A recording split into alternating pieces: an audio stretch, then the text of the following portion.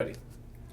All right, so Tim, you are pretty much a connoisseur of CQB gameplay. I know early in your career you pretty much spent the majority of your time playing at Tax City. I'm kind of curious, what was your first endeavor into like a big field game like? The first ever mill sim game, because I have played outdoors, in the past, but the first mill sim big operation was Operation New Horizon. Okay, that's where was that at? It's at Santa Ranch up here in Canyon Country. Okay, it's really unique. There's lots of really thick bamboo everywhere, so it's outdoors. Is it the river one? Yeah, there's water. Okay, yeah, I do remember that. So it's outdoors, but it's really thick and wooded, so it is kind of close quarters combat. But my first realization that this is a completely different realm of airsoft took place when me and a couple of guys were walking down this trail, and we started taking fire, and a couple of my guys were dying off. They weren't my guys; I wasn't in charge, but I was in this group of people. Right, your squad. And so a couple of guys started dying off. I knew that the fire was coming from this area off to our right a little bit, and me and Gene, Gene. Mm-hmm. Decided that we were going to try to flank this guy and stop him from killing us, because that's the point of the game, right?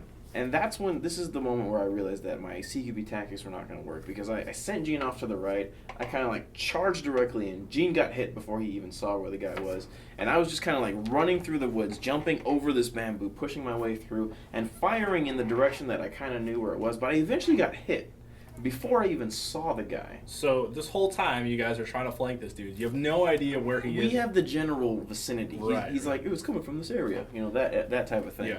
And we didn't know exactly where he was. It wasn't until I got hit and I sat down, I had my red rag on, and I started looking through the trees and I saw him. And I was like, the first thing that came to mind was, man, camouflage is really helpful.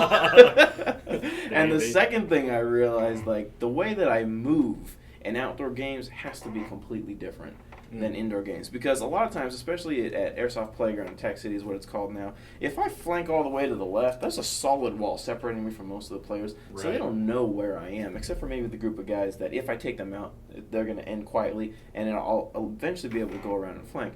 But with such a wide open area, this one guy prone in this one position can see everywhere that I'm going, so I'm really not going to sneak up on him in any way. And so, yeah, and then obviously playing indoors, camouflage doesn't really make a big difference. Right. I've used camouflage, but I mean, it wasn't until we were in the woodland area, he was wearing woodland camouflage, and I was like, man, that guy is hard to see. That was when I made the realization, okay, camouflage, super important in outdoors.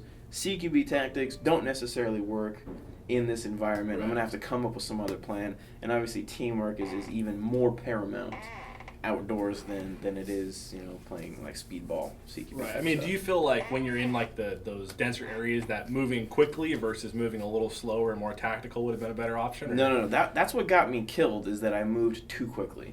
Right. I really realized that I needed to be much more methodical about where I'm going and what I'm stepping on, what kind of noises I'm making, where the sun's coming from. There's so much more you need to consider before you just start walking around in the woods. Right. Because that happened a couple of times where I'm just walking around, I think I'm okay, oh yeah, I'm going to sneak up behind these guys. Nope. Fire comes from elsewhere. I'm like, okay, I really need to be quiet. I really need to get low, and I really need to use the shadows to my advantage. So try not to walk in direct sunlight and stuff like that. And so that really changed my whole mentality about airsoft, because it's completely different, playing indoors and outdoors, especially, versus, different environments and stuff like that. So that was my first experience at a military simulation game. And it kind of reignited my passion for airsoft a little, because there was this new area of airsoft that I had not discovered yet. Right. Because I kind of got burnt out playing CQB, and then I went to Operation New Horizon, and I was like, oh, this is way different. So that was kind of cool. Well, that's awesome.